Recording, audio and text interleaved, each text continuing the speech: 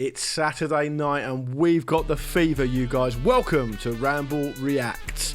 Honours even at Stamford Bridge, Manchester United squeak past the Blades and the game of football loses a legend. It's Saturday the 21st of October. I'm Luke Moore. And I'm Andy Brassel.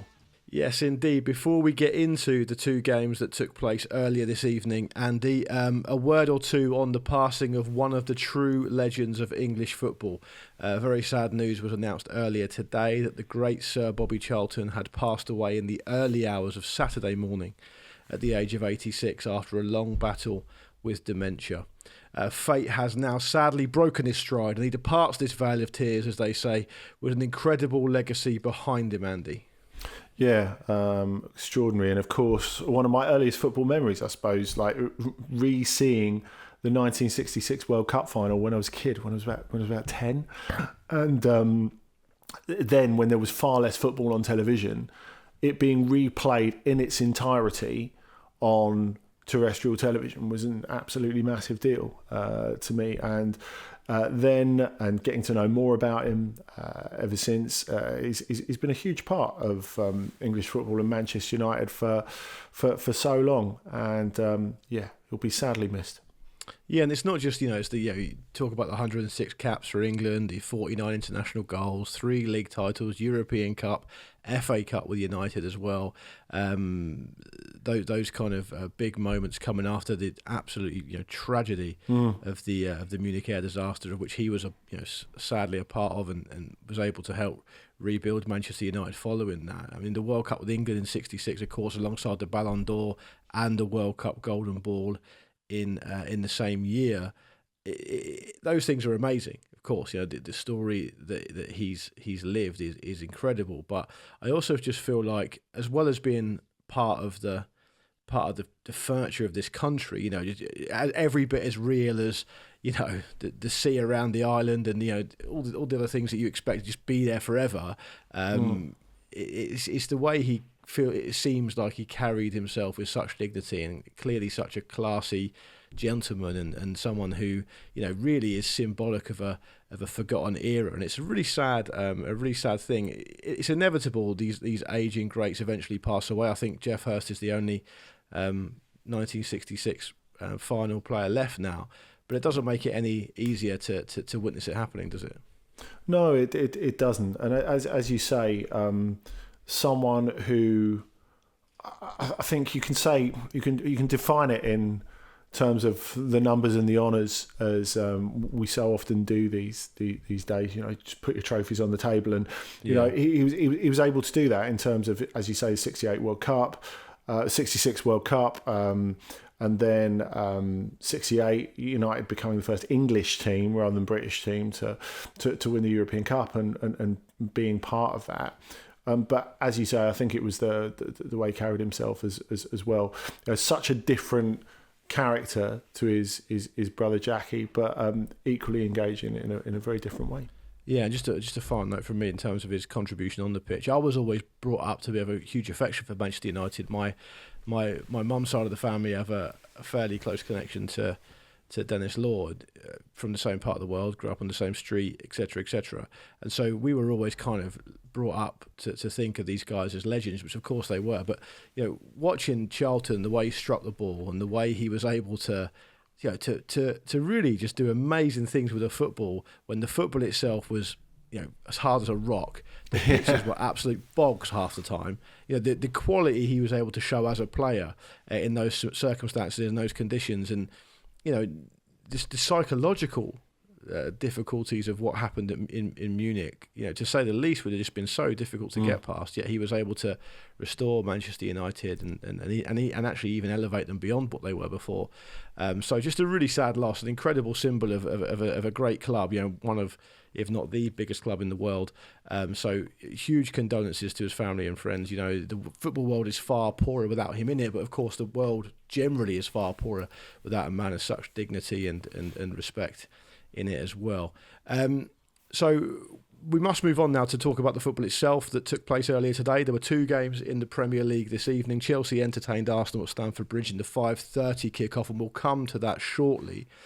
Before we do, Manchester United travelled across the Pennines to face a Sheffield United side looking for their first win of the season. Manchester United emerged 2-1 winners thanks to goals from Scott McTominay and an absolute rip snorter from Diogo Dalot, who actually, pleasingly, Andy, is a player you and I have pointed out as being capable of such great moments when he feels like it. And the Sheffield United goal came courtesy of an Ollie McBurnie penalty. What did you make of the game, Andy? I thought Sheffield United started the game pretty well, had a few chances, a golden one for the aforementioned McBurnie, who shot quite kind of low and tamely, and Onana was able to easily save it. And then obviously the Scott McTominay sucker punch came.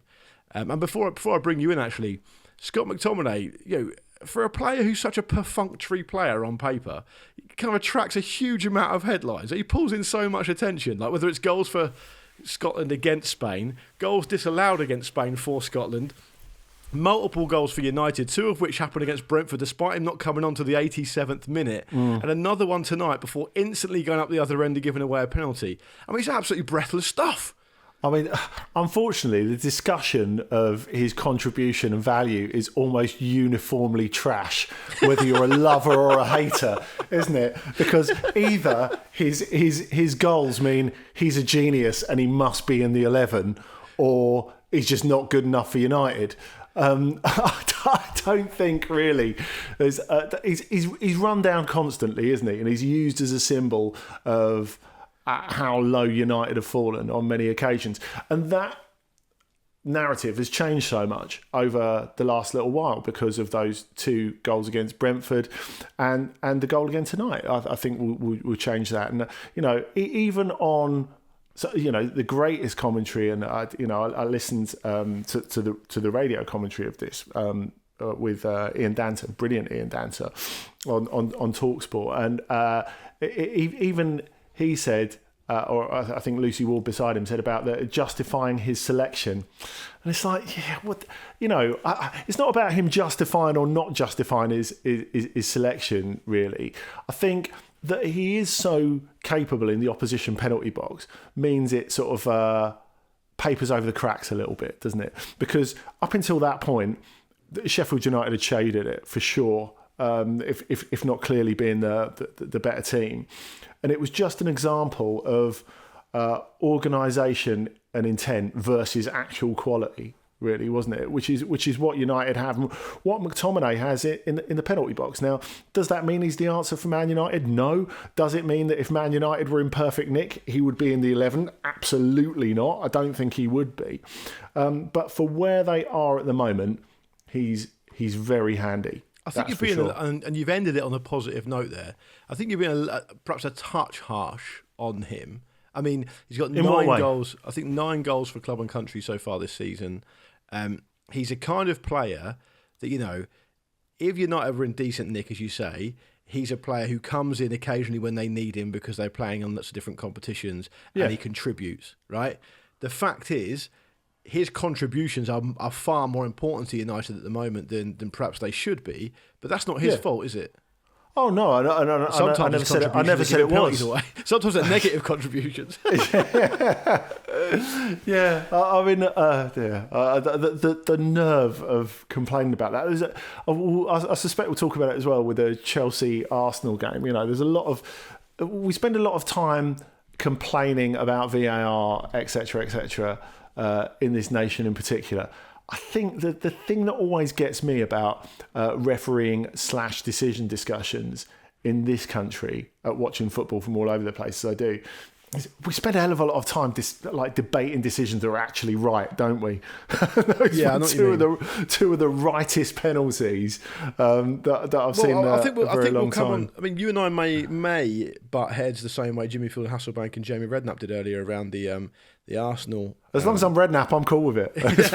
Well, we shall see. I think I will be. I will be. I want to stick to Man United for now. I just wanted to point out that,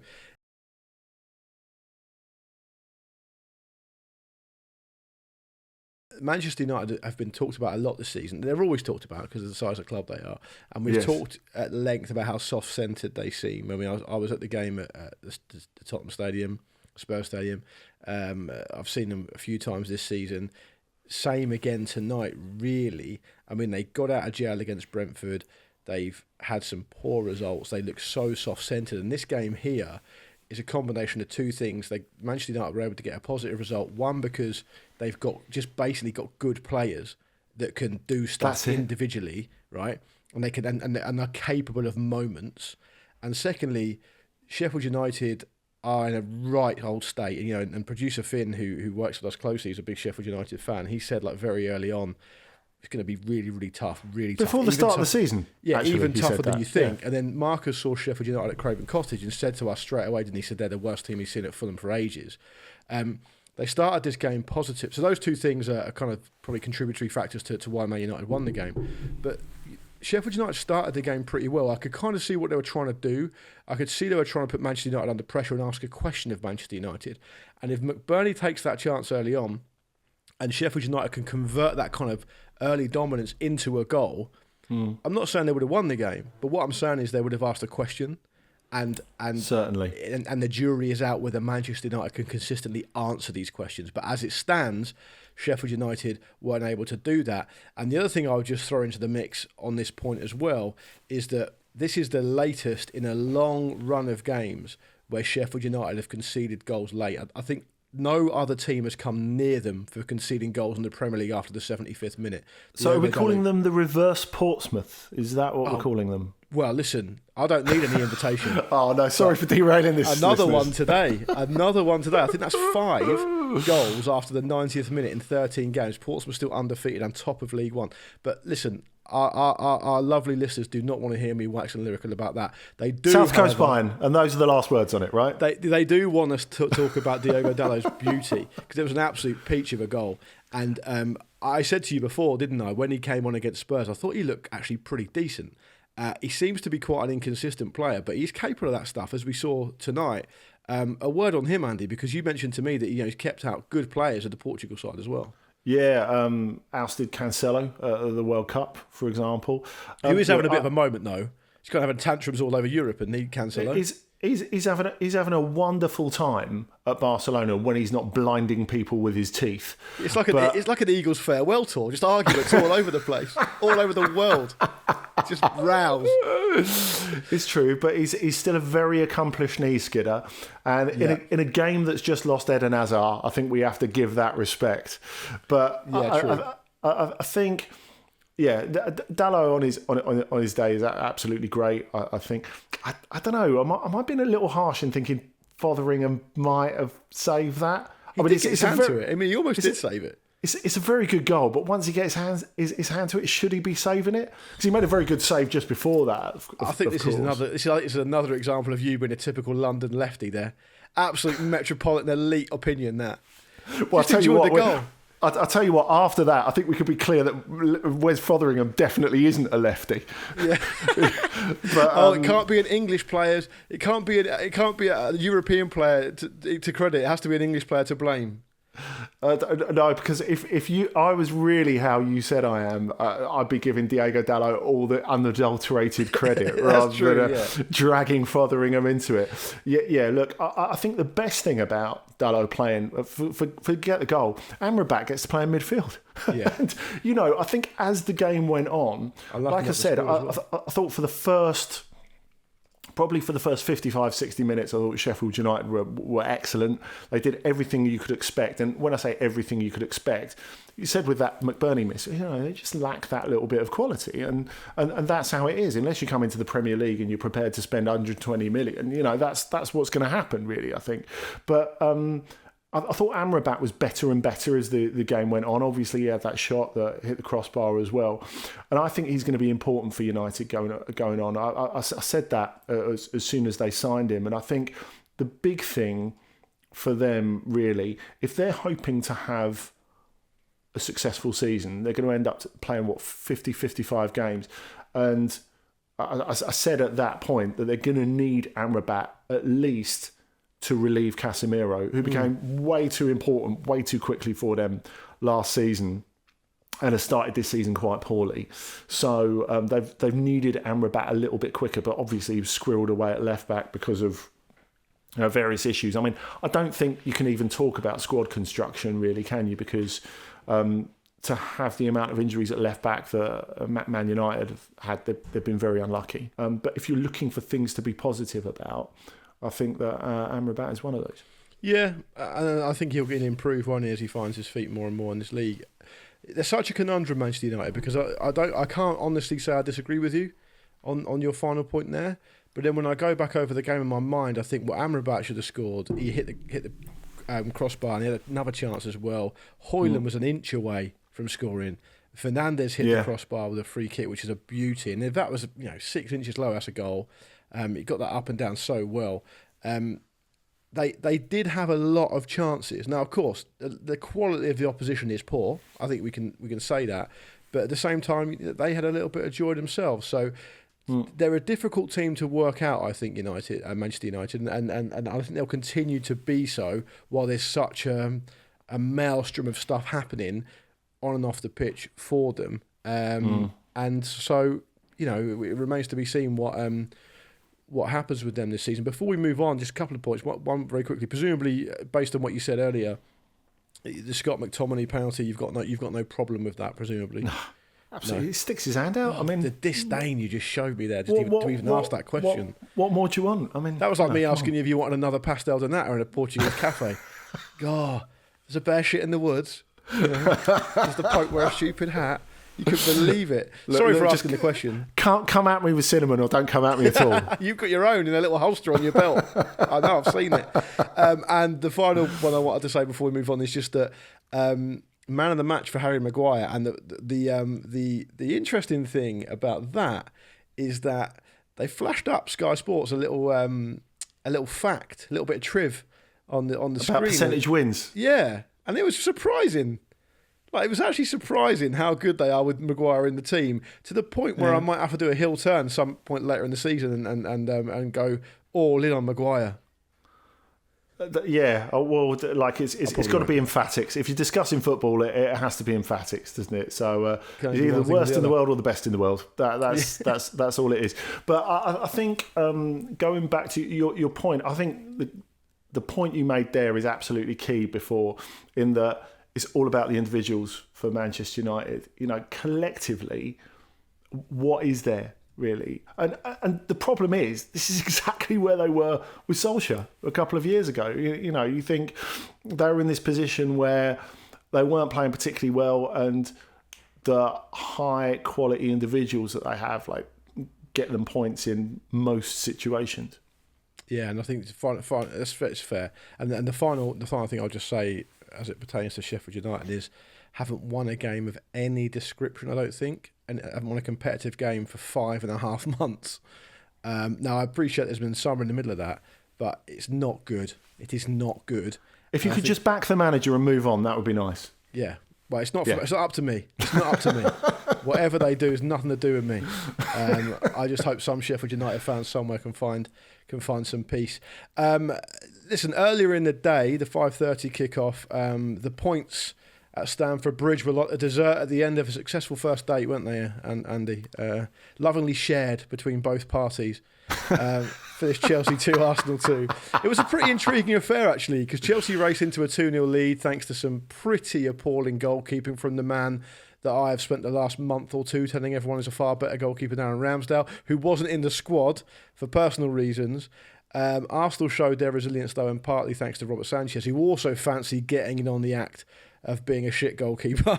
Arsenal were able to force their way back into the game and take a point that will probably feel like more than a point, given how they started the game and how they were able to battle their way back in. It was a good game, and you know what? Before I hand over to you, Andy, I'll just say this: Marcus and I were at Chelsea's visit to Fulham, and we did a Ramble Reacts after that game. And it was a very, very easy night at the office for Chelsea. And we ended the show by saying, look, is this symbolic of the fact that Chelsea are putting their act together, or is it a bad night at the office for Fulham, right? And I thought we'd learn a lot from this Arsenal game. And I feel like we did. I feel like, fair enough, Arsenal were a good team, second best team in the country last season. They are a good side, and they battled their way back in, and that can happen, and that's a huge amount of credit to them. But I think Chelsea deserve a huge amount of credit as well for the way they went about things. I mean, fine, Raya didn't have a great night, but Chelsea forced that. they were really actually quite decent for large parts of that game. Yeah, and I think if you're talking about sharing desserts at the end of a successful first date, I wouldn't know. I've never had a successful first date. It's just what I read. I thought it was less The Departed and more The Business with Danny Dyer. Now you're talking. In terms of quality, because Arsenal were very underwhelming. A part of that, I think you have to give enormous credit to Chelsea. I mean, this was, for me, by far Chelsea's best performance of the season. I guess the frustrating thing, really, is when it's 2-0, until that Sanchez wicket, at 2-0, you think Chelsea have played the perfect game here. And if you're looking for evidence that they're genuinely progressing under Pochettino, and there is evidence of plenty in this game, I thought individually and collectively they were largely excellent. But, you can't only play 75 minutes of the game, unfortunately. No. But everything around Stamford Bridge, the atmosphere, and Chelsea fans, it has to be said, have been pretty patient with this rebuild this season. While everyone outside Stamford Bridge has been going, the transfer policy is bonkers, what on earth are you doing? Yeah. I think there's been a lot of understanding for Pochettino and for these players so far, from the crowd, certainly. I mean, the transfer policy is bonkers, and what are they doing? But I totally agree. That is true, but the two things can coexist, definitely. I think. And, I think a lot of Chelsea fans who I've spoken to and who I know have been, well, there are shoots there. I've looked at it and thought, are there really though? Or do you just want to believe that? This was a game where I thought, okay, right, maybe there is something happening. Maybe there is a bit of progress. And I know, obviously his goal was a bit fortunate, etc. Mudryk, excellent again. It feels like something is coming together with him. Colwell, you can tell exactly so far this season. He's been one of the major bright spots for them. Them digging in so heavily and deciding they weren't going to sell him to Brighton. I think that's one of Pochettino's big calls so far, because he's clearly going to be great for them going forward. And previous Chelsea regimes would have just sold him, I think, if the coach had rolled over. So I think that Pochettino obviously fought so hard to hang on to him, even if there have been tactical questions over him so far, could have a massive bearing on Chelsea's future with or without him in the medium to long term. But it will be immensely frustrating that they almost pulled off perfection, certainly in the context of this season, especially against such a good team, and then they only end up with 1 point. Yeah, there's a whole load to unpack, isn't there? I think I totally agree with you about the atmosphere. It sounded amazing, and you know what? We do give Chelsea fans a lot of stick, and and in many cases, that's just how it goes. This is an entertainment show. We kind of dish it out quite a lot. They really made that atmosphere like a cauldron today. And, you also have to take into account, yes, they're a hugely moneyed club. Yes, they've enjoyed a lot of success. Yes, this is the most, or has been the most successful period in their history. I think I don't think they've, how many games have they won at home since May? It's crazy stats, 1 or 2. It's not as though Chelsea fans have been enjoying amazing performances at home for the last 6 months, because they haven't. So for them to generate that kind of atmosphere, good on them. I think that's a good thing from their point of view. I agree with you about Colwell. I think he looks a really, really great player. The tender age he's at, he looks, it's like a man grown. He just looks really, really good. Big positive for them that Reece James was able to come off the bench as well. Yes. And also, I felt like as well, and I think Chelsea were helped a wee bit by a fairly imbalanced midfield from Arsenal, like Jorginho playing, changing up that central three, which has been so successful for them. I thought didn't really work, but it didn't feel like a derby midfield, did it? It didn't, and I also. But what I was going to say was, maybe Arsenal have contributed to this.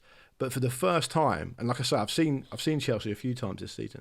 For the first time, I feel like that Enzo Fernandez and Moises Caicedo behind Conor Gallagher looked like it was actually pretty decent, a pretty decent, coherent thing. And the only other time I felt like that, I think it was when they played in a slightly different way at home against Luton, who they kind of brushed aside after a while anyway. So, lots of positives for Chelsea. Obviously, the kicker being that this Arsenal side, and this is an amazing amount of credit to Arteta, given what he inherited and how long it's taken him to get them cracking, by the way, This Arsenal side just don't really know when they're beaten. What did you make of the? So first of all, what did you make of the penalty? Because I got a feeling we might disagree a bit on that. And then after that, I want to talk to you a bit about David Raya. So first of all, the penalty that gives Chelsea the lead that Cole Palmer scores after wrestling the ball off Raheem Sterling, by the way, who's the senior pro at the club, which I thought was an incredible thing to see. Yeah, it was, and I think it's a definite pen with the rules as they are. I don't think he's got his arms out. I mean, just don't put your arms out. It's that simple, really, isn't it? But fine. So I kind of agree with half of that because the laws of the game are the laws of the game, right?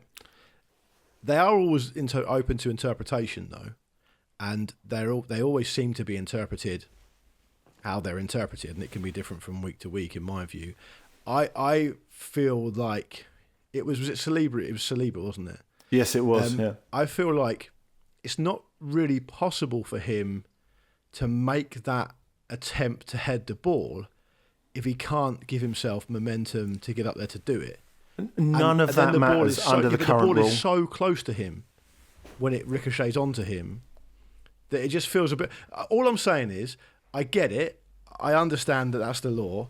But if you try and empathise with Saliba now, when he's kind of going over picking up the bones out of his performance, he's probably in a bit of a weird philosophical position, as a lot of players find themselves in with these current laws, because he's probably thinking, I've been punished here, and I don't really know how I could have done anything differently. I didn't set out to cause an infringement.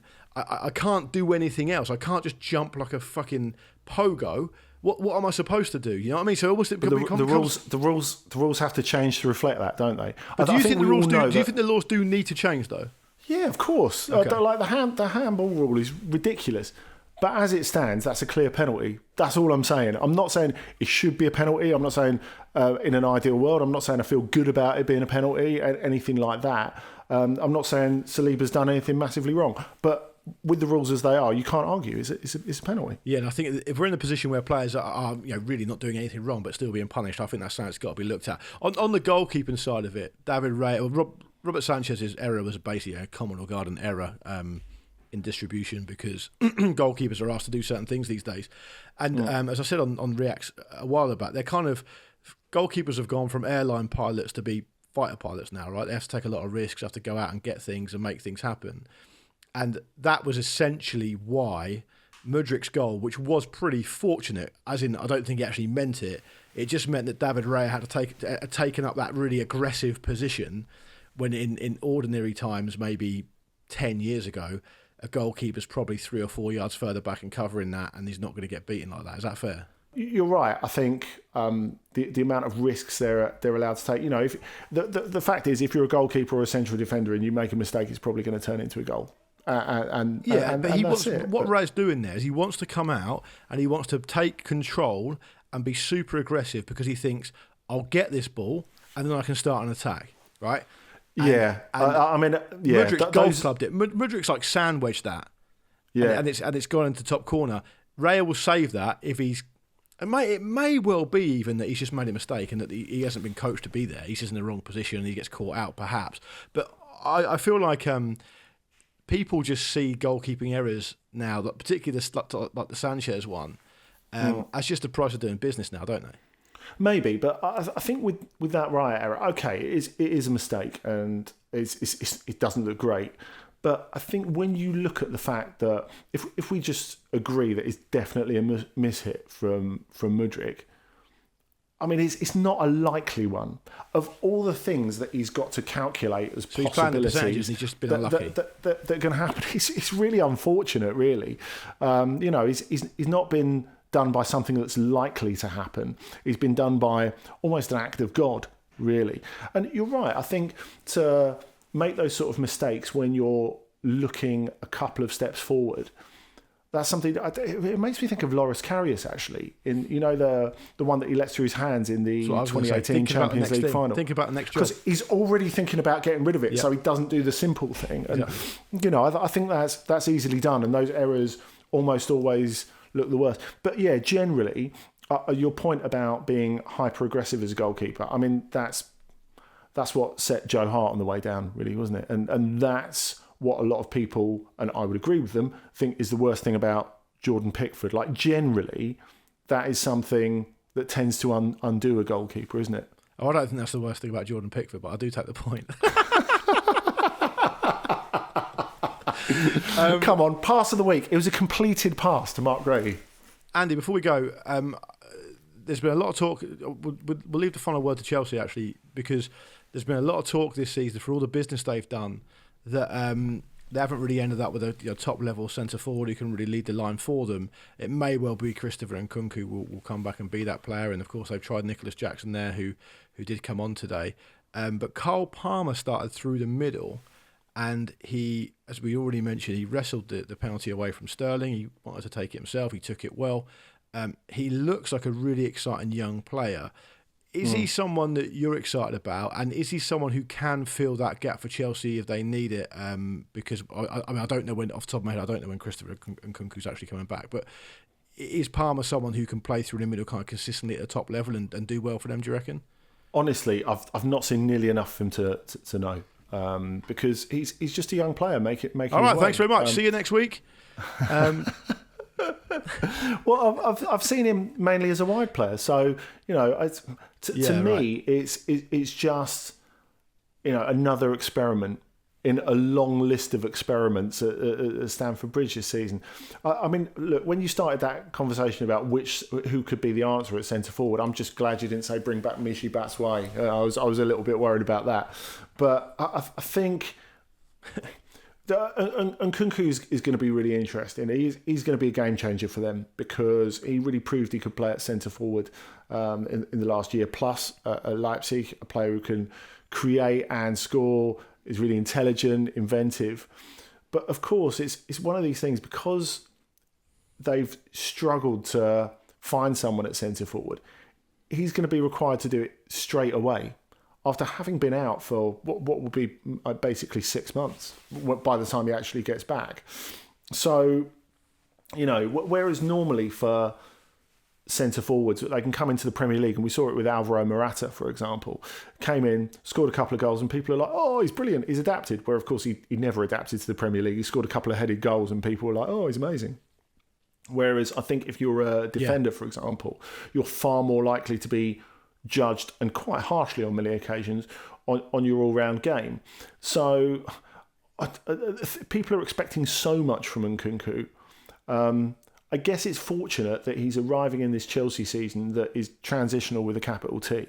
So if there's any time at Chelsea where you are going to get a bit of time, then this is it. Yeah, well said. And the Christopher Nkunku injury is just the latest in a long line of things we've got Ed Sheeran to thank for, and that to me is the worst thing he's done. Let's wrap it up there. Debatable. We'll be back. I mean, I'll be back on Monday with Marcus, Pete, and Vish to summarise the game tomorrow and to talk about some of the other games that happened earlier today, including the Merseyside derby, which was an absolute belter. I really enjoyed that. So do tune in for that and all your usual all the usual chat that you're used to and that you enjoy. Do subscribe on your podcast app and leave us a 5-star review wherever you get your podcasts. It really does help us. We're a small independent show among a lot of big chunky sharks in the ocean, so do help us out wherever you can. That was a really poor metaphor. I apologise for that. Find us on Twitter, TikTok, Instagram and YouTube at Football Ramble. And as I said, do subscribe on your podcast app. That's all from me. Say goodbye, Andy. I'm more of a live shark for a future reference. Is that right? Yeah, I'd say so. Is that right? Yeah. You're going to back that one up, are you? And it's goodbye from me as well. See you next time. Thank you for watching a clip from the Football Ramble podcast. Don't forget to like this video and subscribe to the channel so you don't miss an upload. A single upload. Don't miss out on the uploads. The uploads are important.